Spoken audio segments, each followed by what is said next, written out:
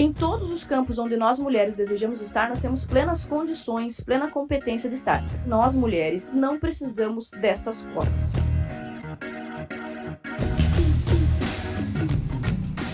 A proposição vem da bancada feminina e ela estabelece uma reserva de vagas para deputados eleitos. Essa reserva de vaga indicaria que 50% dos deputados aqui desta casa seriam homens e 50% seriam mulheres. A deputada proponente deste projeto e relatora, que relatou favoravelmente a este projeto, tem no seu gabinete total jurisdição para contratar quem ela quiser. Mesmo assim, no gabinete da deputada relatora, apenas 28% dos funcionários são mulheres.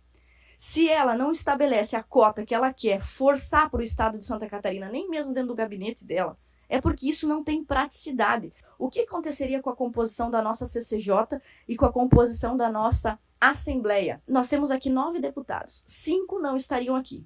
Deputado Márcio Machado, Fabiano da Luz, Thiago Zilli, Pepe Colasso e repórter Sérgio Guimarães teriam saído para ceder vagas num cálculo simples a 17 outras mulheres. E todos os senhores, no caso do deputado Sérgio Guimarães, ele teria que ceder sua cadeira para uma deputada que fez 1/4 dos seus votos.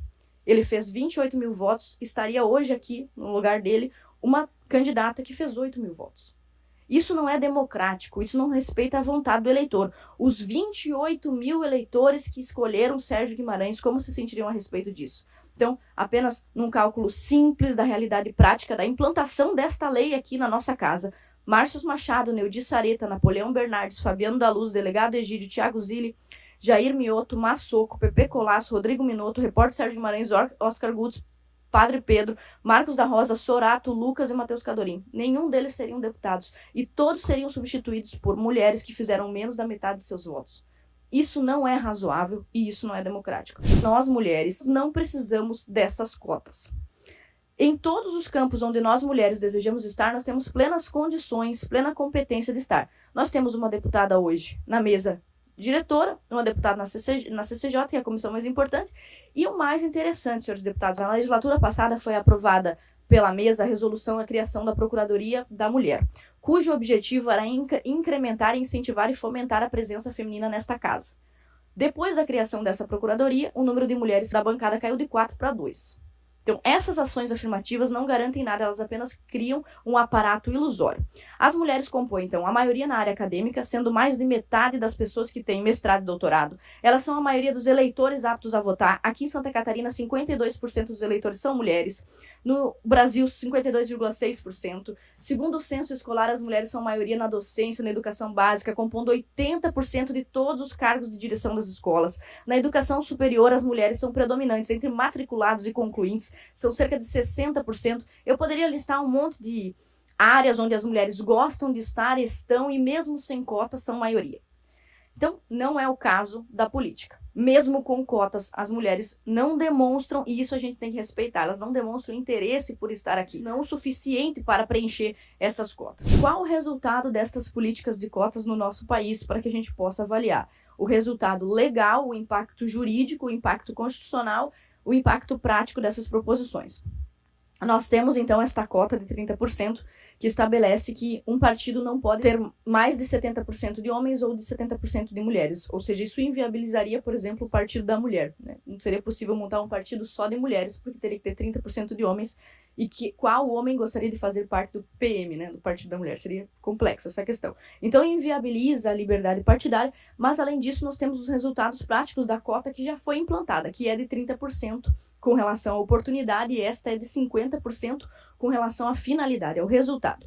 A tentativa de estimular a participação das mulheres através da cota de 30% tem demonstrado resultados ineficientes, um desserviço às mulheres e aos partidos até o momento. Segundo esse portal, o portal GN, 10% das mulheres que entram para os partidos são candidatas falsas, candidatas fantasmas. Em todo o país, esse número contrasta com o número de homens que são candidatos fantasma. Enquanto 10% das mulheres são candidatas fantasmas, apenas 0,6% dos homens estão na mesma situação. Então, o que a gente vê é que a política de cotas, até o momento, incentivou as mulheres a praticarem uma ilegalidade.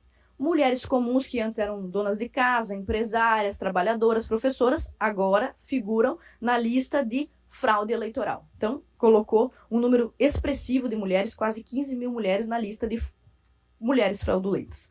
Se isso acontece com uma cota de 30%, e as mulheres não preenchem sequer a cota de 30%, que diremos de uma cota de 50%? A evidência está nos números. Na eleição de 2008, antes da instalação das cotas de 30%, existiam 2.000 candidatas fantasmas. Depois da aprovação da lei de cotas, o número de candidatas fantasmas saltou para 20.000. 10 vezes mais candidatas fantasmas. Bom, para tentar corrigir isso, então, se dizia o seguinte: mas essas candidatas são fantasmas porque não tem dinheiro no partido, porque os caciques dos partidos pegam o dinheiro tudo para eles e não dividem com as pobres mocinhas. Bom, então, para tentar corrigir isso, aplicou-se também uma cota no dinheiro. E aí o que aconteceu? Os senhores já sabem o que aconteceu com o dinheiro, né? Olha, eu vou botar o dinheiro na conta da senhora, minha prima, que vai ser candidata, a senhora vai imprimir santinho pro seu José. E não vai nem sair na rua para fazer campanha. Então, uma simples pesquisa na internet demonstra que, apesar da alteração do financiamento de campanha imposto pelo TSE, a quantidade de candidatura fantasma se manteve, não influenciando o impacto da lei de cotas para as candidaturas. E o problema ainda foi agravado porque surgiu um outro crime, que é o crime de eu receber um dinheiro e não usar esse dinheiro. E aí, todo mundo se lasca, tanto quem promoveu quanto quem foi beneficiado. E existe uma outra realidade partidária que talvez quem esteja em casa não conhece. Como nós nos partidos precisamos de mulheres, nós, como políticos, vamos atrás das mulheres. E nós falamos assim para elas: olha, dona Maria, se a senhora sair candidata, nós vamos ajudar muito a senhora coloca seu nome aqui na nominata, a senhora tem muita chance de se eleger. É isso que nós temos que dizer para o candidato, para ele ter coragem de botar seu nome na lista.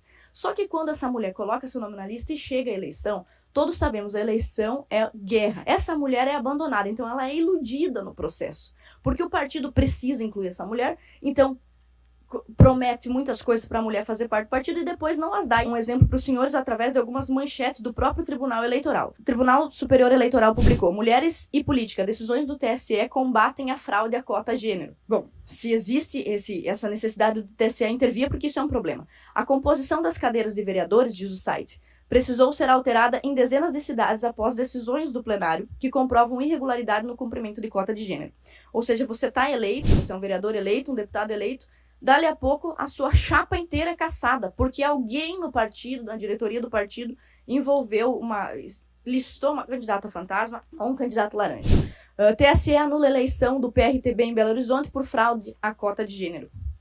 TSE segue Ministério Público Eleitoral e confirma a cassação da chapa de vereadores de São Fidélis, Rio de Janeiro, por fraude à cota de gênero. TSE volta a cassar a chapa de vereadores por fraude à cota de gênero. São várias matérias que os senhores vão encontrar aqui. E todos são cassados. Se isso acontecer com o seu partido, todo mundo é cassado. O Gessé está lá no partido com a deputada Ana, a gente fez o nosso trabalho melhor que a gente pôde. Imagina, deputado, o senhor lutou lá pelos seus milhares de votos, eu pelos meus. Alguém fez alguma coisa no partido para cumprir a cota e nossa chapa, o senhor perde todos os seus votos, eu perco os meus. E eu sou mulher, também saio prejudicada. Quando uma chapa é cassada, os inocentes são cassados, até aqueles que não se envolveram no processo de fraude da cota. Então aqui, só para os senhores saberem, no nosso caso, dentro da Assembleia Legislativa, nós temos 4 deputados que correm o risco de perder suas cadeiras por causa de processo de cota. Esses deputados são 4 homens, mas poderiam ser 1 ou 2 mulheres, e aí seriam inocentes, perdendo seu mandato e desrespeitando, inclusive, a vontade do eleitor com relação aos seus votos. Bom, e não bastando todo esse exposto, ainda há outras proposições mais exóticas do que essa. Por exemplo, nós temos uma emenda constitucional 11 de 2021, que estabelece, senhores, que os votos das mulheres nas eleições serão multiplicados por 2. Isso estabelecia entre as eleições de 2022 e 2030. Esse projeto está tramitando. Se nós, nessa casa, dermos vez a um projeto como esta resolução que estabelece uma cota de 50-50, outros absurdos, outras proposições exóticas, como a emenda constitucional 111, se tornarão realidade na nossa casa. Então, além de tudo isso, o projeto já existe na Câmara Federal e é obsoleto voltar a pautá-lo. Mas pautá-lo aqui e aprová-lo aqui é dar a nossa chancela a esse absurdo, é dizer que 17 deputados homens que estão aqui não deveriam estar, apesar da vontade popular balizar a permanência deles aqui. Então, diante de tudo isso, nosso voto é pela rejeição do projeto de resolução 12 de 2019, de autoria da bancada feminina. Em votação, está aprovado o voto da deputada Ana Campagnolo rejeitando o projeto de resolução 012/2019.